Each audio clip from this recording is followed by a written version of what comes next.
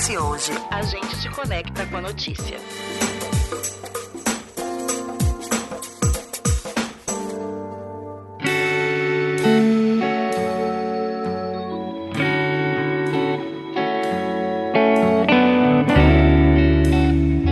Bem-vindos a mais um episódio da série Impacto, um espaço para a gente discutir iniciativas que estão transformando a sociedade com inovação, responsabilidade e propósito.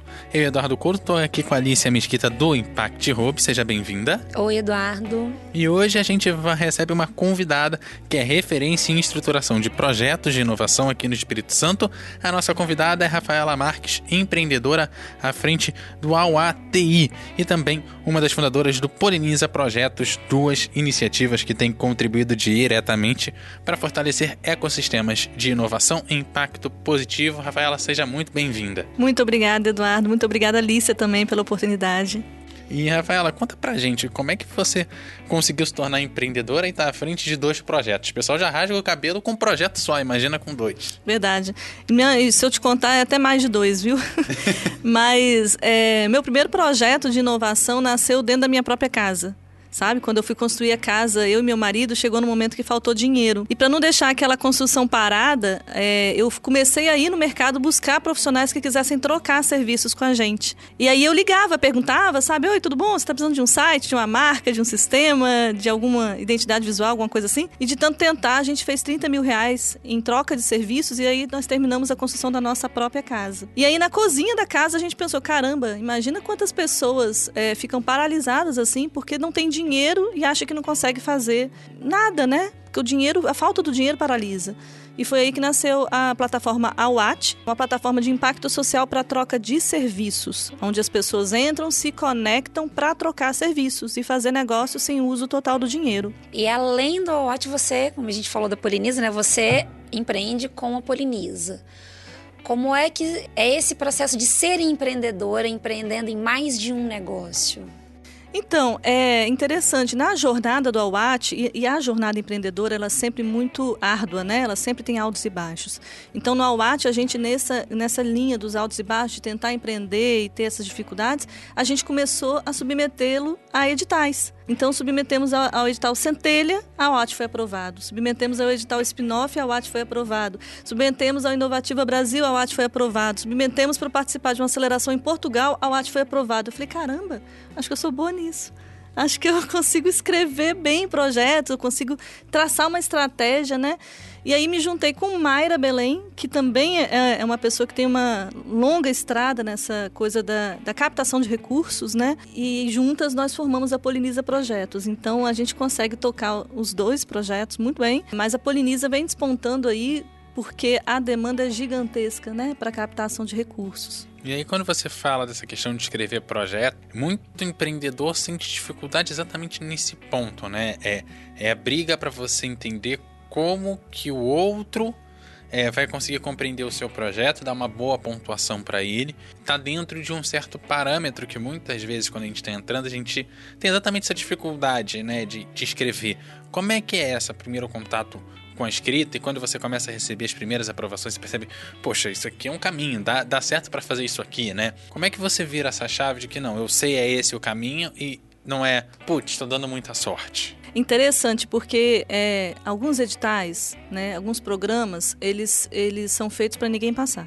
Sabe? Infelizmente, essa é a realidade. Eles são difíceis, não utilizam linguagem simples, os editais são super complexos, difíceis da pessoa entender, formulários complexos, e além dos formulários ainda tem a plataforma de submissão, que é difícil também da pessoa conseguir submeter um projeto. Então, essa jornada, né, ela é tão árdua que as pessoas precisam contratar especialistas, que somos nós, para fazer esse processo. E aí o que acontece? A gente já tem um olhar treinado para analisar edital, analisar critérios de seleção, entender o que aquele edital quer, entender a cabeça de avaliadores, porque a gente conversa muito com avaliadores de editais, e os avaliadores, normalmente, eles recebem 30 projetos para avaliar, então ele não vai ter muito tempo, você precisa conquistar o avaliador logo nas primeiras respostas, você precisa contar um pouco da jornada, cativar e, ao mesmo tempo, responder as perguntas de forma muito sucinta e direta, sem muita enrolação, sabe?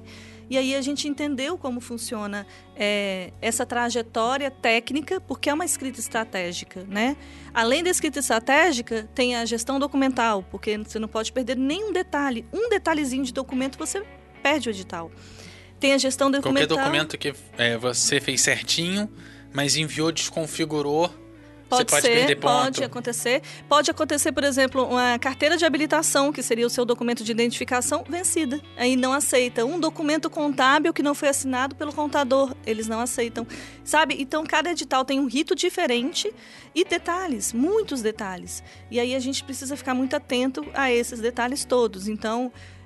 nós temos um processo de desenvolvimento de projetos para a submissão de recursos e esse processo ele foi feito ao longo de uma jornada bem completa nossa, né? E mapeado de forma muito responsável.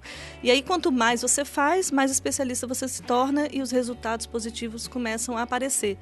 E nessa dos resultados positivos, a gente tem hoje a Poliniza Projetos é uma ICT privada, né? Nós somos uma OSC, uma organização da sociedade civil, especialista em captação de recursos e desenvolvimento de ecossistemas de inovação. Com um pouco mais de um ano, nós temos quase 60 projetos envolvidos, sendo a nossa base maior aqui no Espírito Santo, mas a gente atende a 8 estados do Brasil. Imagina, é uma atuação bem grande. E para um negócio que a Poliniza Projetos, enquanto essa instituição, né, é nova. Sim. Quando é que foi que surgiu a Poliniza? Então, eu costumo falar que a Poliniza é um bebê ainda, né? Nós temos 1 ano e 2 meses. Ela surgiu porque eu queria transformar a UAT numa OSC. E aí, conversando com Mayra, que era uma amiga querida, nós pensamos em fazer isso juntas. Mas eu falei, não, a UAT ainda tem uma possibilidade de algumas captações, então talvez seja melhor manter a UAT como startup, até para tentar ver se eu consigo acessar alguns recursos e transformar a Poliniza Projetos. E aí nós criamos a Poliniza e começamos a trabalhar. Hoje a gente trabalha com 8 polinizadoras, que são mulheres que também são especialistas em captação de recursos, que se conectam a gente para escrever projetos conosco. E como é que é o desenvolvimento do projeto? Conta pra gente. A gente tem uma metodologia, né? Normalmente a gente faz uma entrevista guiada com o nosso cliente. E aí, a partir dessa entrevista, a gente consegue extrair do cliente o cerne do projeto, tudo que ele precisa. Só que essa entrevista guiada, ela é muito baseada em tudo que aquele edital pede. E aí, com isso, a gente consegue fazer as respostas bem estruturadas estrategicamente para aquele edital. Mas tem muitas pegadinhas também, né? E aí, essas pegadinhas é que são normalmente o pulo do gato. É ali que você consegue fazer com que um projeto seja aprovado ou não. A gente vai construir a casa nesse desenvolvimento. Eu estou pensando em construir minha casa. O pedreiro eu estou pensando numa parede verde, mas aí de repente, lendo o projeto, você vê que de repente a parede branca vai fazer mais sucesso naquele edital. É por aí que você vai ganhando. Você pensou amarela, mas pode ser branco.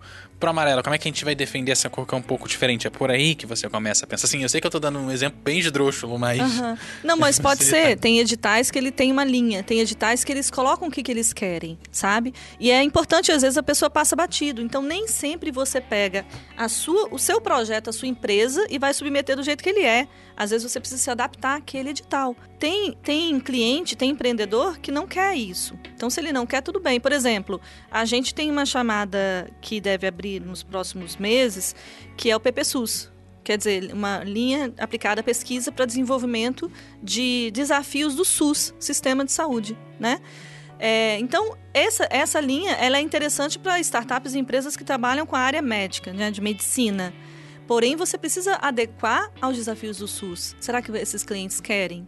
Quem não quer se adequar não participa desse tipo de edital, mas quem aceita que a gente direcione e fala, se você adequar aqui e ali, você consegue captar esse recurso, que é um recurso que vai ser muito importante para você se desenvolver a sua tecnologia, a sua inovação, se tornar mais competitivo, né? Então vai muito da abertura do próprio cliente. A gente guia, a gente faz essa mentoria muito completa, sabe? É um processo não só de pegar um projeto e adequar ele, mas, de certa forma, a gente pode dizer que vocês entram na alma do projeto para poder ir entendendo quais são as mudanças que têm que ser feitas, melhorias, para que esses projetos eles possam ser atendidos aquele edital, mais ou menos isso.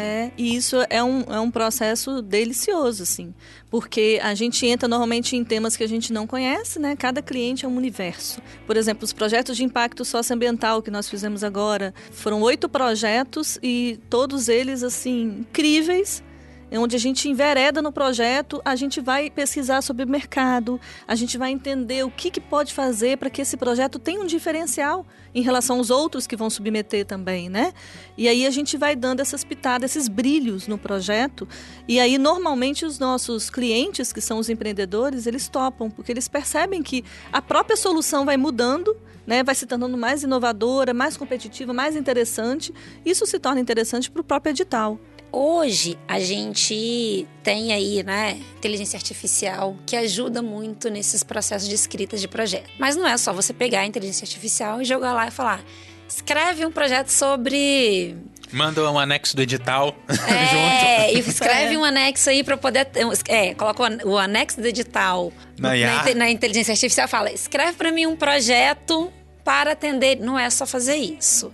Como que vocês usam essa inteligência artificial para poder ajudar vocês nesse desenvolvimento, né, a favor do projeto? Isso.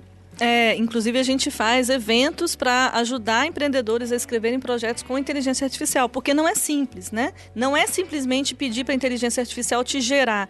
Você precisa dar muito contexto.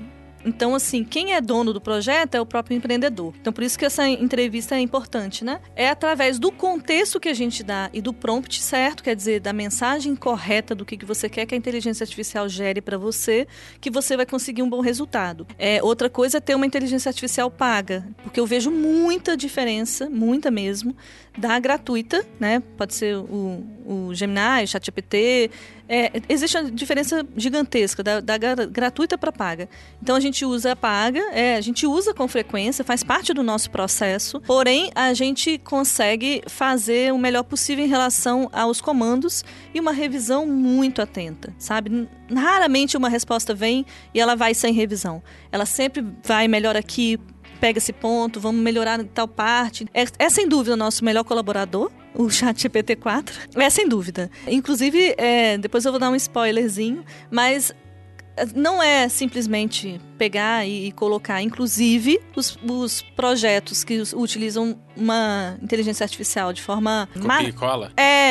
Eles não são aprovados. E né? aí, nesse ponto do copia e cola que você falou que você precisa de revisão, é como se a IA fosse aquele modelo igual a gente tinha antigamente no Google. Quero um modelo de contrato de aluguel. Uhum. Aí você pega, tem um modelo, mas você precisa revisar, fazer as alterações, fazer as adaptações que você precisa. Então, o ChatGPT te dá um modelo. Te facilita muito o trabalho porque te faz 70%, 80% do trabalho. Mas aqueles 20% que precisam ser os mais atentos e os mais adaptáveis ao seu projeto precisam de fato ser feito na mão. Com certeza. Sabe por quê?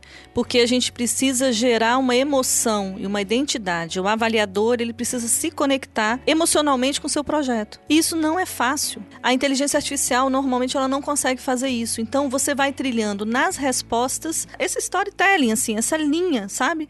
Lógica, onde você vai mostrando como que isso começou, como que é essa jornada, qual é o seu desafio, por que você está querendo acessar esse recurso, o que esse recurso vai trazer de mudança para você. Você precisa demonstrar até humildade para você conseguir convencer esse avaliador. Então, tem vários pontos ali de contato entre você e o avaliador que você faz na escrita estratégica que você consegue ganhar aquele edital. Inclusive os modelos que você está utilizando, os projetos que você tem como referência para o seu também. Olha, eu peguei tal e tal detalhe desse projeto que foi em tal lugar, juntei com desse outro. Talvez a inteligência artificial nem coloque esses projetos na lista dela. Exatamente. E outra coisa, em algumas perguntas a gente responde pequenos pontos que não são perguntados. Mas a gente coloca esses pequenos pontos porque a gente sabe que são importantes. E esses são os segredinhos, assim, né? Então, a essa pergunta, será que eu consigo usar esse gancho e colocar essa pequena informação? Essa pequena informação é uma informação emocional. É uma informação que vai fazer com que o avaliador veja, nossa, olha só o que eles pensaram, olha que interessante. E não necessariamente ela estava sendo pedida na pergunta. Um projeto bem estruturado, então, que seja um projeto de um modelo de negócio, que seja de um produto novo, né, independente do que quer que ele seja, ele demanda não só de dados técnicos, né? Ele demanda de você ter conhecimento do problema, muito mais até às vezes do que da solução. Porque acho que esse emocional, ele vem do, olha, eu tenho esse problema aqui, que é algo, pega ali no sentimental, né? Então tem um pouco disso, ou muito. Mas o que tem muito é você conseguir comprovar que você de fato validou. Por exemplo, agora a gente vai vir, o Brasil todo vai ter o edital Centelha aberto, né? Que deve vir em torno de 80, 100 mil reais para ideias que estão na fase de ideação, validação ali, né? Não é só escrever que você teve uma ideia, é mostrar como é que você validou, como é que foi essa jornada, quantas pessoas responderam a sua pesquisa, como que foi o seu primeiro mínimo produto viável que você colocou no mercado. Esses dados, isso chama a atenção do avaliador. Então você precisa ter números para mostrar, sabe? E isso faz com que a proposta fique muito mais profissional, encorpada. E eu não estou falando que eu tenho que usar uma linguagem técnica profissional e colocar rebuscado, não, pelo contrário. A gente usa a linguagem daquele empreendedor. A exemplo dos projetos de negócio de impacto socioambiental, a gente procura utilizar a linguagem que o proponente, que tem segundo grau completo, usaria. A gente procura utilizar uma linguagem mais simples possível para mostrar que é a pessoa que está tentando responder ali, né? E isso tem valor também. E quando você fala do mínimo produto viável, também mostrar que, olha, nós tentamos, encontramos tais e tais e tais erros no projeto e percebemos que precisamos corrigir aqui, então buscamos esse finança aqui para adequar esse espaço que a gente percebeu que ainda é um problema pra gente. Então, isso talvez a inteligência artificial não faça, porque ela tenta esconder o que tá errado, né? Vamos colocar assim. É isso. A inteligência artificial, ela segue uma lógica, né? A gente nem tanto. Mas é importante, porque pode ter muita gente em casa que está ouvindo a gente que vai falar assim, eu pego aí uma inteligência artificial qualquer, coloco a minha ideia, e para que eu vou ir atrás da Poliniza, por exemplo, né? E vocês estão mostrando que não é só isso, não é só você pegar uma inteligência artificial. E aí traz um pouco dessa clareza do porquê que é importante você ter um acompanhamento estruturado de quem entende de como usar a inteligência artificial, de quem entende de projetos, de quem entende no processo, inclusive documental, para te apoiar. Porque existe um processo também de construção de vocês ali, né? Enquanto Poliniza e enquanto as polinizadoras, que são as mulheres que trabalham com vocês. Como é que vocês conseguem mostrar isso para quem está querendo escrever um bom projeto, né? Um bom modelo de negócio para submeter um edital? A gente tem uma gama de pesquisas de satisfação dos clientes que já fizeram projetos conosco, né? É bem emocionante, assim, porque a gente vê pessoas que têm um negócio, mas nunca escreveram uma linha sobre esse negócio. E aí, quando a gente escreve, da forma como a gente escreve, eles se sentem assim, nossa, vocês fizeram uma coisa que eu nunca consegui materializar, sabe? Em texto. E o quanto isso é importante, porque você pode usar não só para naquela oportunidade, mas talvez para outras também. Mas o interessante é que esses clientes, mesmo que fizeram um projeto conosco e tal, eles já têm uma massa de informação. Ele já até poderia pegar essa massa de informação e escrever para outros editais, né? Ele volta a nos contratar. Por quê? Porque, de fato, cada edital é único. De fato, cada edital tem as suas pegadinhas, tem os seus segredinhos. A banca de avaliadores provavelmente é outra. E normalmente a gente não conhece os avaliadores, tá? Os avaliadores que avaliam um projeto aqui do Estado do Espírito Santo, normalmente eles são de outro estado. Ou eles não têm contato com aqueles empreendedores. Então, a gente não conhece avaliador e nem temos vantagem nenhuma. Não é isso. E também não garantimos a aprovação de projeto. Que fique muito bem claro isso, né? Mas a gente tem um percurso e uma análise muito minuciosa sobre o que aprova e o que não aprova um projeto. E aí a gente conversa com avaliadores de vários outros estados, então a gente gosta de fazer isso, de bater papo informal, às vezes papo assim, de barzinho, de conversar, o que te pega mais quando você avalia um projeto, e vai conversando, né? E até a gente mesmo já participamos de banca de avaliação, então a gente entende o que está por trás, né, de uma pessoa que está ali avaliando 30 projetos, o que a pessoa quer ver, né, e o que aprova e o que não aprova. Por exemplo, gestão de parcerias, quem são os parceiros desse projeto? Esse projeto tem parceiros fortes, parceiros relevantes, sabe? E a equipe, como é que tá? Essa equipe tem pessoas com boa formação, as pessoas são dedicadas integralmente? Quem são essas pessoas? Como que elas se conectam com o projeto, sabe? E sobre a questão do modelo de negócio, é um negócio sustentável, não é? O negócio se sustenta a longo prazo ou a inteligência artificial vai acabar com o negócio daqui a 5 anos? E nessa questão de conhecer o projeto que aprova, na hora que você está com o projeto ali, finalmente ali de terminar de organizar, percebe, poxa, eu acho que esse projeto aqui, nesse edital não vai conseguir aprovação, mas ou nesse outro vai, ou a gente ainda precisa de mais tempo de maturação. Como é que você chega para o cliente e fala, olha, ainda não está na hora ou não é por aqui? Como é que você muda esse rumo? Excelente. Não é nos finalmente, é nos inicialmente, sabe? O que acontece? A gente analisa um edital, abriu um edital, por exemplo, agora abriu o Compete Minas, né? Um edital muito interessante de Minas e tal, muito complexo também. Inclusive, às vezes passada, devolveu o recurso, porque não tiveram projetos suficientes capazes de serem aprovados para esse edital. Isso é uma coisa ruim, né? Você percebe quantas empresas incríveis que tem em Minas que não acessaram esse recurso, porque perdeu um detalhe ou porque não conseguiu escrever suficientemente bem para conseguir a aprovação. Mas, enfim, a gente analisa o edital, a gente entende quais são as linhas desse edital, quais empresas podem ou não ser aprovadas. E quando a gente faz a primeira entrevista, primeira conversa com o cliente, até para apresentar a nossa proposta, a gente já vai fazer ali um diagnóstico. Então, o cliente que ele não tem maturidade para passar naquele edital, ele já recebe essa informação na hora. A gente já fala, olha, você não tem aderência a esse edital. Infelizmente, esse edital não é para você. Se você quiser, a gente pode tentar, a gente pode fazer o seu projeto até para título de conhecer, de entender, e tudo é importante na vida, né? Até mesmo os erros a gente aprende com eles. Mas a sua chance de passar é muito pequena. Então a gente fala abertamente. Então tem projetos que a gente fala, você tem uma chance média de aprovação, tem projetos que a gente fala, você tem uma chance alta de aprovação, tem projetos que a gente corre atrás, que a gente fala assim, eu queria fazer seu projeto, sabe? Que a gente corre atrás de empresa e fala assim, aqui, eu tenho um edital muito legal para você, bora fazer. Então é isso.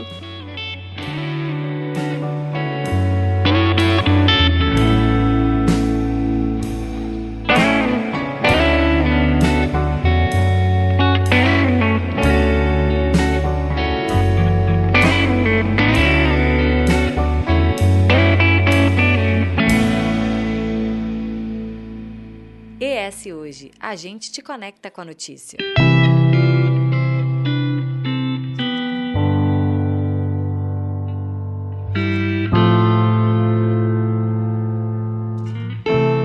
E você já passou pelo processo de quem está chegando e conseguiu rapidamente acessar a linha digital. Como é que foi esse primeiro edital que você escreve e aprova? Eu já ouvi várias histórias até, né, de gente parceira que quando aprovou o primeiro edital falou, putz, eu não estava preparado, tava... Exatamente. Como é que exatamente. É isso? O que eu faço agora, né?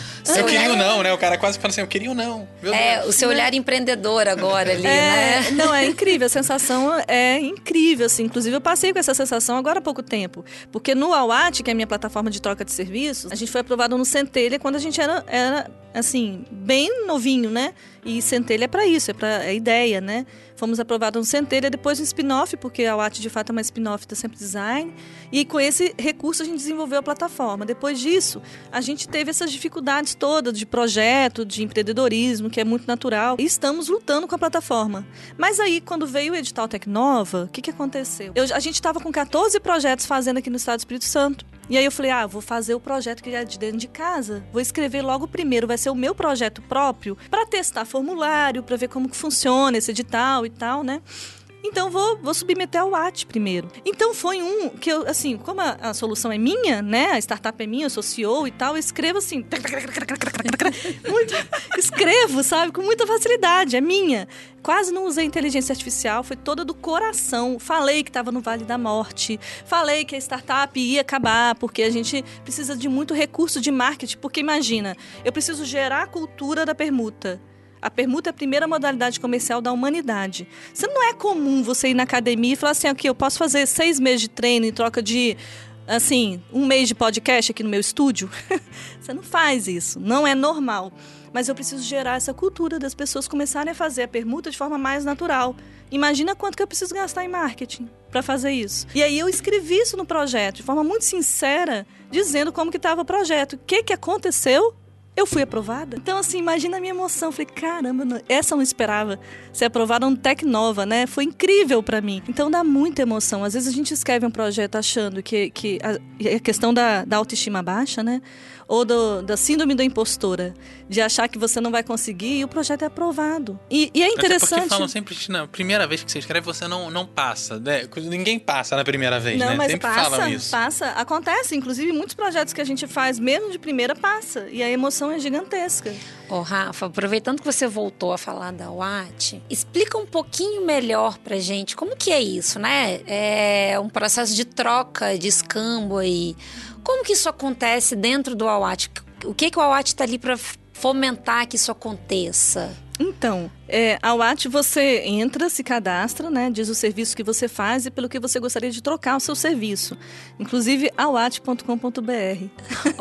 Entrem lá, por favor, se cadastrem. É muito interessante. A gente está com 600 profissionais cadastrados em todo o Brasil. Então, a gente tem, por exemplo, psicólogos que oferecem serviço de psicologia em troca de marketing digital. Professores que dão aula de inglês ou de reforço escolar, de vários tipos. Etiqueta profissional, que trocam serviços diversos. Na plataforma nós temos arquiteto, nós temos engenheiro, nós temos eletricista, pedreiro, pintor, marceneiro, empregada doméstica, sabe? E tem escolas, por exemplo, a gente tinha um caso interessante de uma escola que ela pegava esses cursos técnicos da escola que não iria fechar a vaga, que ficaria com algumas turmas com vagas ociosas e ofertava para pintor, pedreiro, manutenção de ar-condicionado e manutenção de estofados, que era o que essa escola precisava para rodar a manutenção da própria escola, da estrutura, né? Então, ela capacitava essas pessoas que ela pegava na plataforma, ela deixava de pagar esses serviços, então ela gerava crescimento profissional para esses profissionais. Esses profissionais, por sua vez, dariam uma manutenção na escola que a escola não tinha dinheiro para pagar. Então, olha que legal isso. Você gera caixa ali em outros lugares, né? Porque ao invés de impacto, né? Porque quando você fala caixa, ele é financeiro mesmo, né? Porque ao invés de você gastar o dinheiro pagando esse serviço de manutenção, esse dinheiro fica no seu caixa. Mas você gera esse impacto de transformação porque você está dando a possibilidade de alguém que não teria condições de fazer aquele curso de capacitação, se capacitar e gerar uma nova oportunidade. E o caixa é de que o espaço com a manutenção em dia também atrai mais clientes. Então é um caixa dobrado, né? O que fica e o que vem a mais, né? Exatamente. E a conexão que eles formam é interessante também, porque é uma conexão de confiança. Então vai fazer outros, né? Eles falam, mas será que tem outras vagas abertas aí? Eu quero fazer. A mesma coisa acontece com marketing digital. Muitas pessoas que não estão nas redes sociais fazem permuta com marketing digital para que esse profissional de marketing digital crie um Instagram daquele profissional, sabe? Faça com que tinha um que até saiu numa reportagem que era um marido de aluguel, né? Ele fazia todo e qualquer serviços assim. Então, ele fez essa reestruturação de um escritório de uma moça que era marketing digital. A moça criou as redes sociais dele, criou um site para ele, criou tudo. Hoje ele atende muito mais. Antes ele estava na informalidade do ponto de vista digital, ele era informal digital. Hoje ele aprendeu a ser quase uma influencer, sabe? Um marido de aluguel. Por ajuda dessa moça. Então, assim, a moça teve o seu ambiente, o escritório, feito várias benfeitorias que ela queria, até consertar gaveta ela consertava, estante quebrada, sabe? Fez um monte de coisa na casa da moça, em troca dela fazer o marketing digital dele. E quando faz de conta que eu sou... Enfim, uma empreendedora do marketing digital, né? Eu vou lá e me cadastro. Eu falo o que eu tô procurando ou eu só me cadastro e vou lá procurar quem é que tá no sistema? Como é que é isso? Normalmente você fala o que você tá procurando, mas você fica zapeando na plataforma, vendo o que tem, o que pode ter de interessante para você. Então, se você encontra, por exemplo, você encontrou um serviço ali cita um serviço, tem um monte ali. De manutenção de ar-condicionado. De manutenção de ar-condicionado, perfeito. E você está precisando desse serviço, você vai lá, entra nessa página, vê a pessoa, vê as redes sociais da pessoa, vê se você gosta daquele profissional e vai clicar, quero fazer um AWAT. Quando você clica em quero fazer um AWAT, essa pessoa vai receber a mensagem, você vai conversar com aquela pessoa, porque tem um chat interno, né, na plataforma. E aí, vocês vão entrar numa negociação. A pessoa pode falar, ok, quero. E aí, vocês combinam como vai ser. Ou a pessoa vai falar, não tem interesse no seu trabalho. E aí, você parte para o outro. Então, é assim que funciona. Você você criou aí uma espécie de uma rede, né? Então, as pessoas que estão ali dentro do Awat, elas fazem parte dessa rede, que elas se conectam e trocam os serviços. E o engraçado é que você está retomando uma forma, que é o que você falou, a primeira forma de fazer negócio da sociedade. E quando a gente pensa nisso e conecta com o que a gente fala hoje em dia, você tá eu falei, né? Isso é uma rede. É uma forma mais antiga de fazer negócio e cada vez mais a gente fala sobre rede conectada de trabalho, de inovação. Então, como que passado, presente e futuro estão conectados, né? Não importa muito para onde você está olhando, a gente sempre conecta isso. As coisas vão e vêm, né? Existe sempre esse movimento e é interessante que a gente não entende muito bem como vai ser o nosso futuro daqui a 5, 10 anos, né? Com a inteligência artificial, as coisas tendem a mudar muito rapidamente, inclusive com a possibilidade de muito desemprego, né? Que a inteligência artificial vai gerar. Então, será que as pessoas vão precisar fazer mais permutas? Será que as pessoas vão ficar sem dinheiro? Será que a permuta vem como uma opção?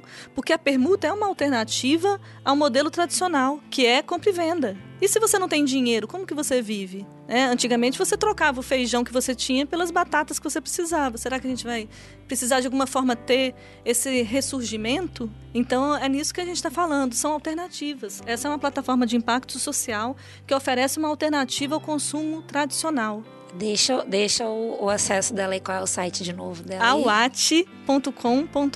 Awat significa milho na língua tupi. E milho era uma moeda de troca dos índios. Olha aí, ó. Tá vendo? Vivendo e aprendendo. E pra encerrar, eu não tenho serviço pra oferecer, né? Você comentou. Olha que eu posso me cadastrar lá, tipo, não, ou que eu querendo, né?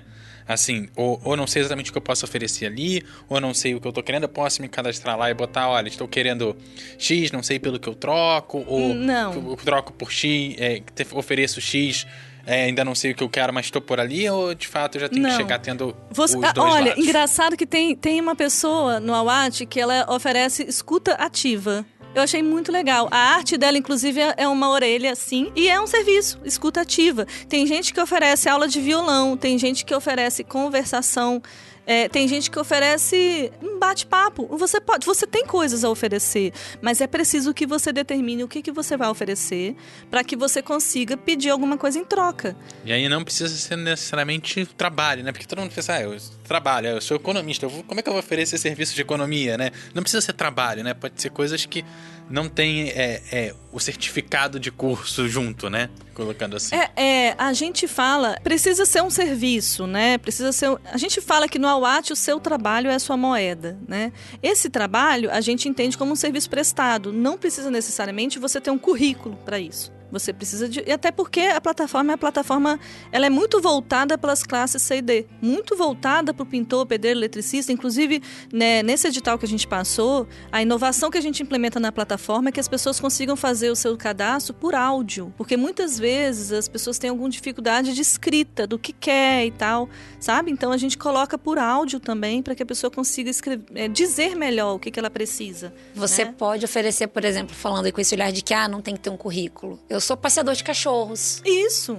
Né? Você pode oferecer passear com um cachorro, dar comida pro gato e brincar com o gato, porque tem gente que viaja e tal, né? E em troca de um outro serviço.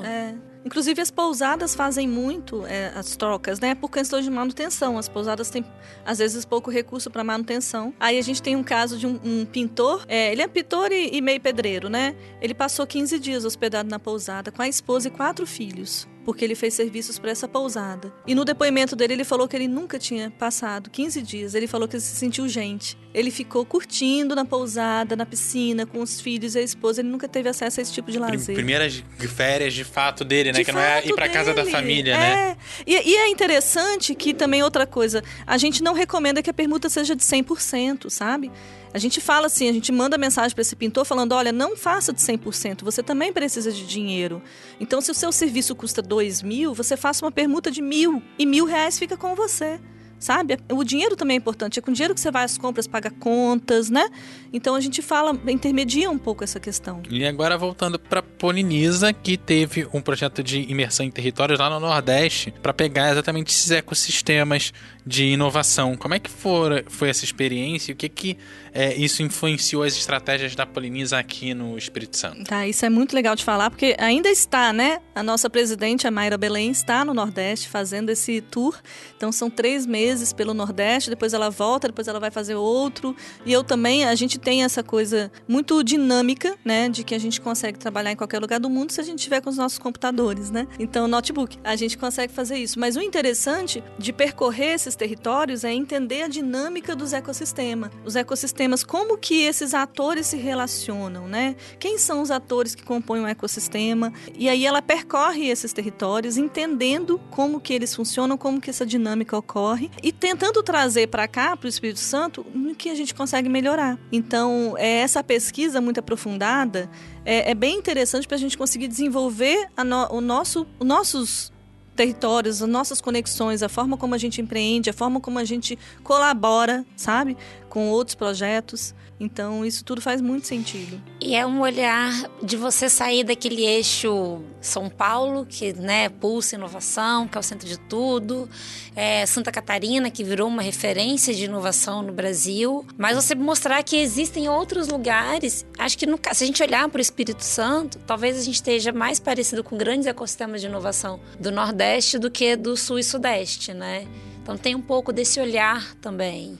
O Nordeste tem uma criatividade, assim, muito interessante, né? Eles são muito plurais e se conectam com muita facilidade. E aí a gente percebe, é claro, toda cidade tem suas diferenças, né? E aí é interessante a gente perceber isso, mas o quanto que a gente está conectado e o quanto que a gente consegue crescer. O Espírito Santo é um dos estados do Brasil que mais cresce em relação à inovação e oportunidade de fomento, sabe? A FAPES abre um edital a cada 3 meses aqui, talvez até menos. Eu acho que é menos. É menos, não é? Impressionante. Então aqui tem, inclusive a gente recebe demanda de empresas que não são daqui do Espírito Santo, que querem abrir filial no Espírito Santo para captar recursos, participar de um edital que está tendo aqui.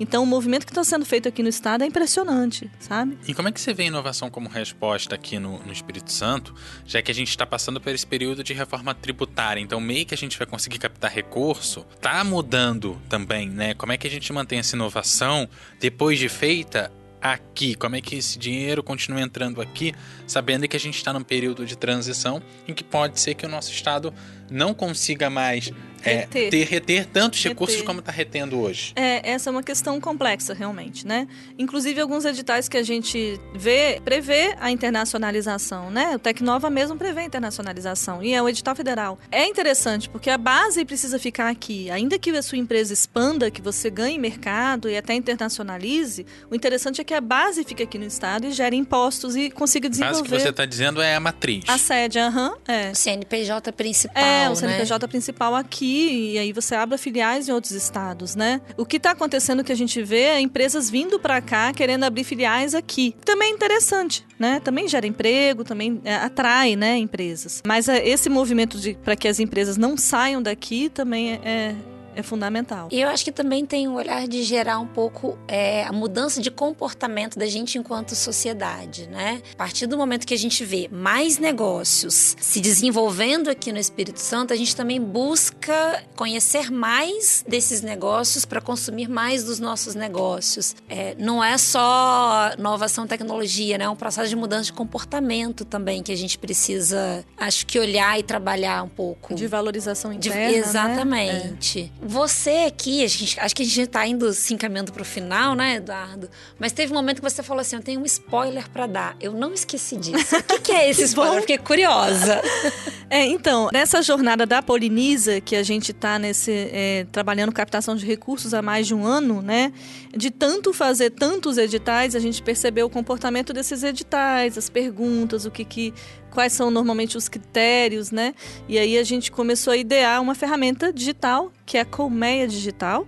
A Colmeia Digital é uma ferramenta onde vai guiar os proponentes, né, a passarem informações sobre os seus projetos, e ela vai conseguir estruturar um projeto com o uso da inteligência artificial, porém extremamente treinada por nós. E aí esse projeto da Comédia Digital está passando pela trilha de inovação da Tec Vitória, onde a gente está validando com especialistas a nossa solução, fazendo todo o dever de casa, das pesquisas, sabe, para validar as hipóteses.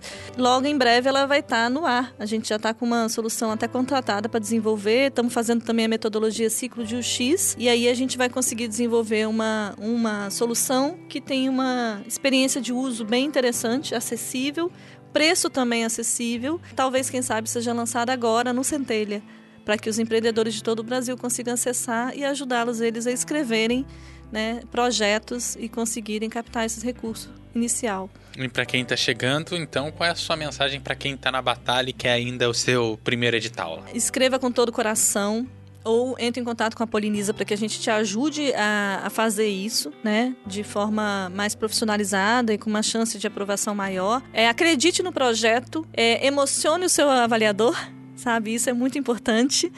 Na verdade, a gente vive para emocionar as pessoas, para fazer com que as pessoas caminhem conosco, acreditem na gente, né? Contar essa história. Então, é muito importante que você consiga trilhar uma jornada na inovação, né? Participe de trilhas, por exemplo, da Tec Vitória, do Inovativa. Se é isso que você quer, se você quer crescer nessa área de inovação, você precisa demonstrar essa jornada. Então, são tantas questões, sabe, que a gente precisa ir montando, pavimentando a rua onde a gente vai passar.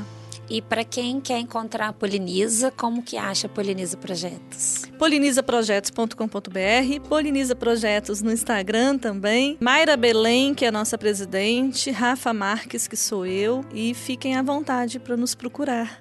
Vai ser um prazer atendê-los. E é isso, obrigado, Rafaela, por estar aqui. Volte sempre, traga sempre as inovações pra cá, sempre que tiver. Não esqueça de mandar aquele e-mail pra gente poder divulgar e tudo. Então, obrigado a você e a você que acompanha os episódios. Gostou desse episódio? Compartilha com seus amigos, se inscreve no canal, se inscreve aí também no nosso agregador aí, pode ser onde se escuta aí no seu tocador de áudio, seu agregador de podcast. E claro, não se esqueça de entrar lá em eshoje.com.br e ouça também os outros episódios do ES Pod e também da série Impacto. Esse episódio teve a edição e apresentação de Eduardo Couto, curadoria de Lícia Mesquita, jornalismo de Carol Boeri e edição de jornalismo de Daniele Coutinho. Galera, aquele abraço e até a próxima.